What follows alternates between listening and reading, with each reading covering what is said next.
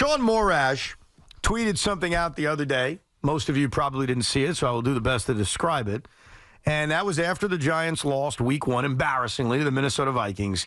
Sean went on his kick that the Giants have to just tank, lose a bunch of games, so they could draft a quarterback. So he created these wonderful images on social media. One that says, arson the season for Carson, that's the reason. And he's talking about the guy from Georgia. Carson Beck. Carson Beck. So he has this cool image of arson this season for Carson. That's the reason.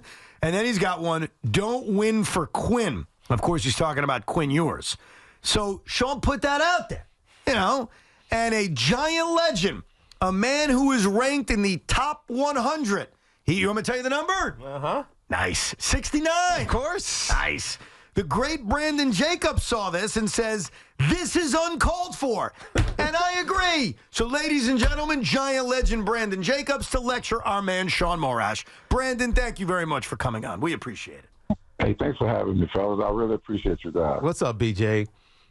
Oh, Teak, man. Just here, man, living life, man. Or as most say, letting life live. I hear you. So tell me why you were so upset. Or tell Sean, not me, because I didn't do this. This was Sean putting wood on the fire.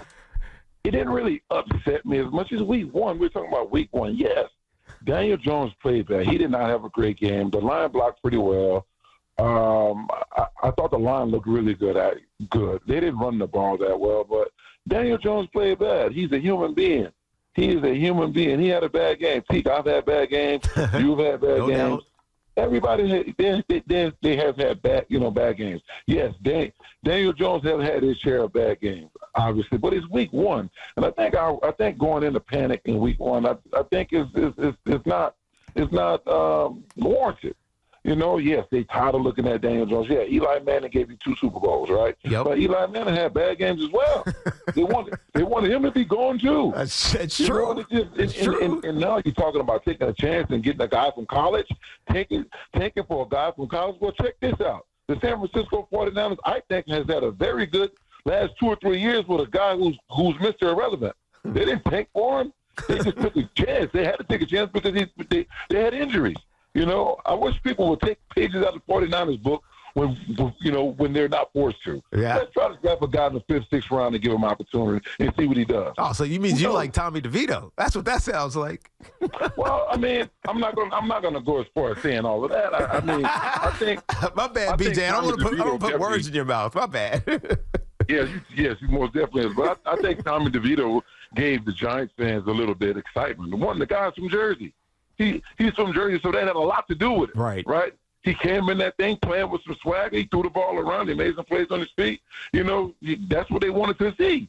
They wanted to see anybody taking a snap under center for 8, and that's what Tom did. Sean, what do you have to say for yourself? Well, first of all, Brandon, nothing but respect. But with all due respect, as a Giant fan here, all right? Look, if you're telling me they get the next Brock Purdy in the 7th round, I sign up for it. I know the draft's a crapshoot, but I can't do this anymore. To me, Daniel Jones looked like more than one game at this point. It looks like he's mentally broken. And the way the NFL is trending, they have a whole separate problem where they don't have a lottery. All of these teams trip all over themselves, and the top quarterbacks, like we've seen the last couple of years, go 1, 2, 3, something like that. And the Giants have more holes to fill that I don't necessarily love the idea of them trading up. I'm not telling you the players, by all means, or the coaches should give up, but I'm talking about from a fan's perspective. If it's going to look like that, and he's going to be that mentally broken, I look at all of these teams in the NFL and just know we as a fan base are not going to see quality football. It doesn't matter who the other 52 guys are until we find a quarterback that is not playing scared. He's too scared, Brandon. I'm tired of it. I understand what you're saying. Obviously, I do. But he's our quarterback. Then what are we going to do about it? Tell me which quarterback that got drafted in this last draft who knocked it out the park this past Sunday. No, I agree with that. But Brandon, that's what scares me too, because no matter what, when you draft a rookie quarterback, unless it's C.J. Stroud, I know that rookie year is going to go through growing pains. But the faster we get to that rookie year and deal with that year of growing pains, the faster this organization can get back to the glory days of when you were there. Brandon, think about this. You are an all-time Giant. Evan just said, number 69 on the list. Nice. 2 Super Bowl rings. All of that. you owe your career. You worked your ass off, and we love you for that. If you played your whole career and we're dealing with, like, Brady Quinn at quarterback and not Eli, you don't nearly have the memories you have. It's almost unfair to the other 52 guys on the roster that it's another year of this. I understand everything you're saying. I'm not saying you're wrong.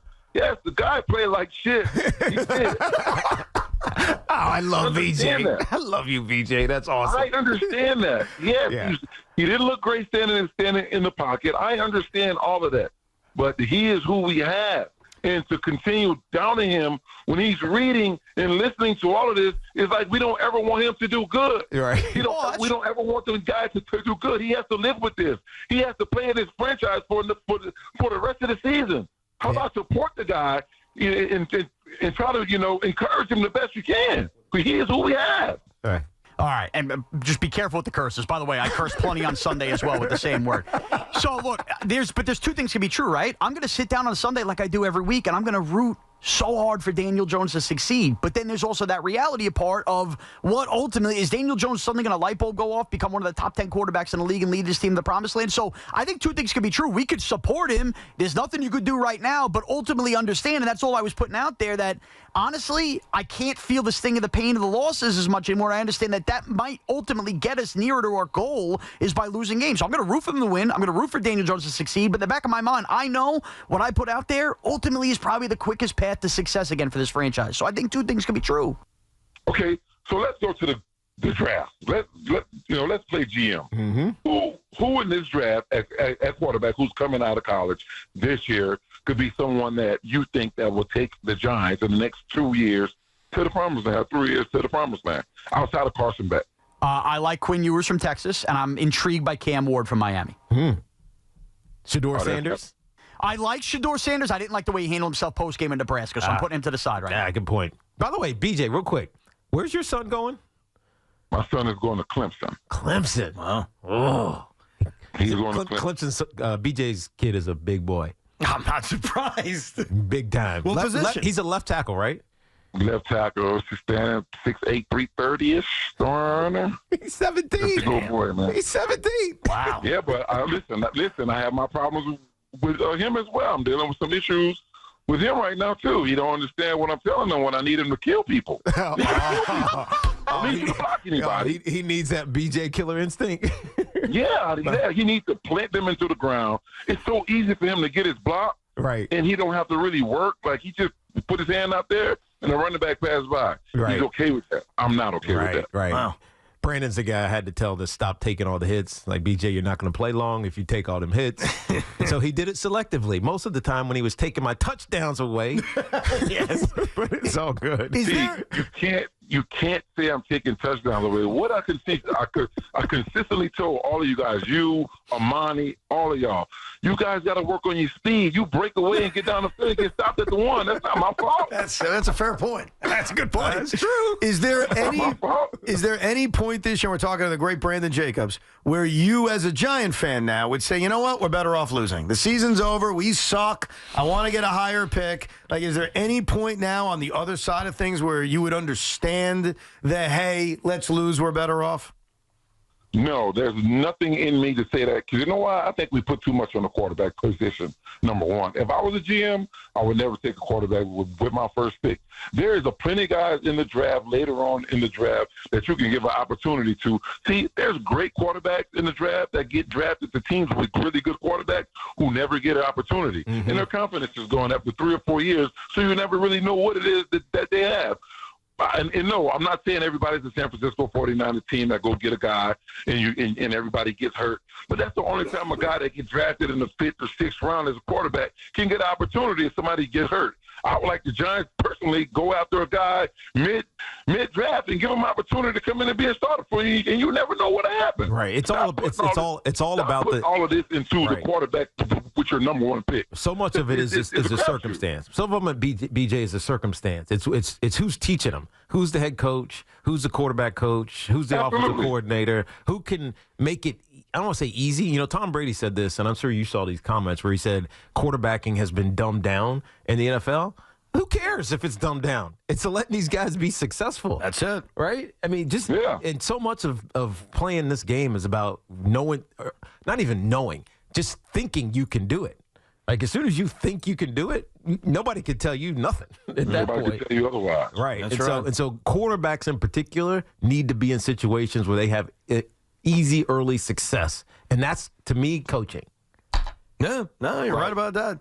And you know what? And I think the 49ers have the weapons around Purdy to make him look great, and a good coach, to develop him.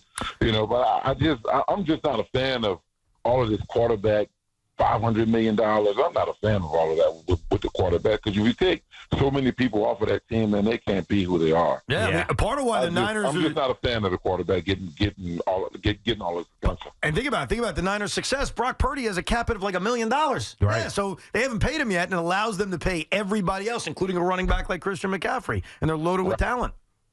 Right, and that team is good. Yeah, the team is good. They're always there. I guess, and that's why, because they haven't given the quarterback $250 million with 125 of that guaranteed, and now you stuck. You've killed your cap, and now you can't pay anyone else, and now you're back thinking first. I'm the quarterback that you just paid all of that money for. I'm very glad that you did this, because every time Tiki tries to tell Sean, or even I try to tell Sean, he doesn't listen to us. But I think you have gotten through to him, Brandon, and we very much appreciate that. Thank you, BJ. I don't think I got through to Sean. He's very on it. Like, you can hear it in his voice. You definitely didn't, Brandon, but I still respect you. Thank you, Brandon. Hey, Brandon, good luck to Braden, and tell Quinn and wifey I said hello. Thank you. All right, you guys have a good one. Thank you, man. The great Brandon Jacobs.